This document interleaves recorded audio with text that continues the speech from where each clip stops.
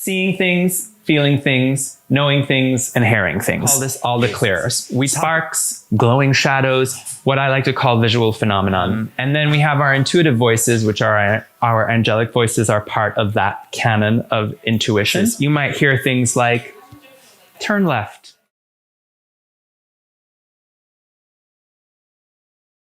So I like to call this all the clears. We talked about it already: clairvoyance, clairsentience, claircognizance, and clairaudience. I'll get into them a little bit later as we get into getting the message.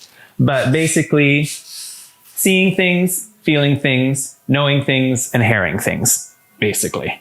That's the sort of brass tacks of it. But I'll go into some of the typical things that happen with all the clairs. You have temperature changes or pressure changes. So for example, I call on the Archangel Raphael often when I'm doing healing work at night. Raphael comes with his own set of archetypes. So emerald green fire is considered an energetic representation of the Archangel Raphael's energy.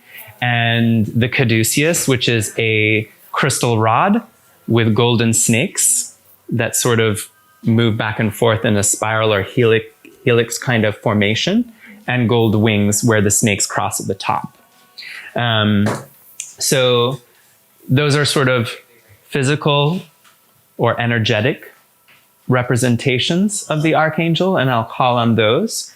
And what I experience with this angel is a sense of pressure change and temperature change. I tend to experience, this is me personally, and your experience will probably be very different and unique to you, but I experience Raphael as warmth and more pressure. And I can sort of feel that occurring. Whereas the Archangel Michael and the Archangel Gabriel, I tend to experience as a cooling of temperature, a similar increase of pressure, but cooler temperature. So those are just sort of ways in which I interpret them, but it would be very specific to you how you'll experience it. So you'll notice something, but that will again be like the sound of your voice, or whether or not you like potato chips or strawberries or whatever. It's unique to you. Okay, so other ways in which you might see manifestations: sparks, glowing shadows, what I like to call visual phenomenon. So for many years, I didn't really have any visual phenomenon, but when I'm connecting to angels, I see little sparks of light. You enjoying this so far? Did you forget to subscribe? Make sure to do so. It takes 2 seconds. Just press that little button, the red one. You know the one. Just press it, little like. All right, enjoy the rest of this content. And at first I thought, ooh, is my retina detaching? Do I need glasses? I need to go to the optometrist. And really, it's just a phenomenon that happens when angelic energy is near. And it usually happens to me as a form of it's an indication that my train of thought is accurate.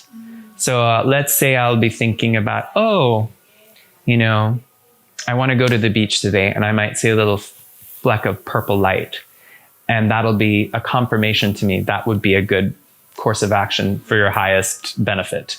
Or I really need to forgive my mom for this, and I'll see a fleck of green light. Whatever it may be, the sublime to the ridiculous. You know, I kind of think that I'm going to have quinoa for lunch, a flick of white light, you know? So I'm being a bit sort of, you know, mundane about it. But again, these things occur with around more complicated issues, but I do tend to see them. Sometimes when I'm afraid and I call on an angel, I'll see sparks. And depending on my level of connection, the more quiet my mind is, often the more mood setting I do, I tend to see those more often.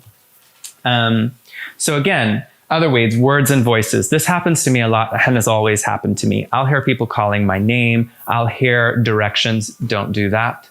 And a great way I like to think about this is that we all have different voices in our minds. And this sort of precludes voices that would fall into the category of where you're having a psychopathic break. So we have the voice of our ego, which is usually very loud.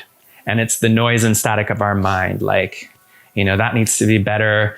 You should be better at this. You should be that. You should be the other. All of these shoulds, noise, fears, that kind of stuff. It tends to be very loud.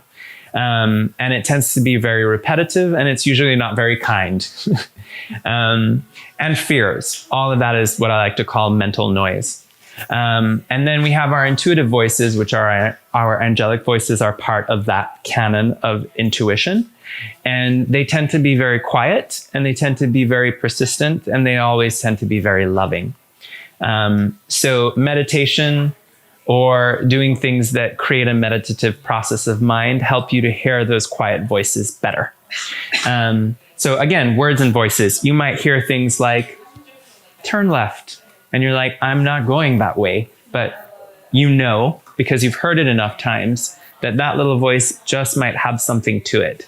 And again, as I said, the computer shut off from the internet knows this much. But when you plug into the internet, you have GPS for the planet.